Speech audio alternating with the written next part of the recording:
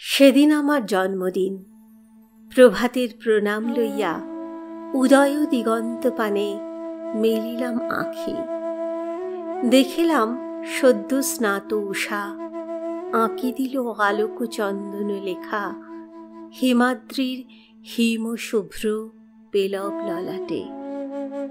যে মহা দূরত্ব আছে নিখিল বিশ্বের মর্মস্থানে, তারই আজ দেখিনু প্রতিমা গিরীন্দ্রের সিংহাসন পরে। পরম গাম্ভীর্যে যুগে যুগে ছায়া ঘন অজানারে করিছে পালন পথহীন মহারণ্য মাঝে। অভ্রবিধি সুদূরকে রেখেছে বেষ্টিয়া দুর্ভেদ্য দুর্গম তলে উদয় অস্তের চক্রপথে। আজই এই জন্মদিনে দূরত্বের অনুভব অন্তরে নিবিড় হয়ে এলো।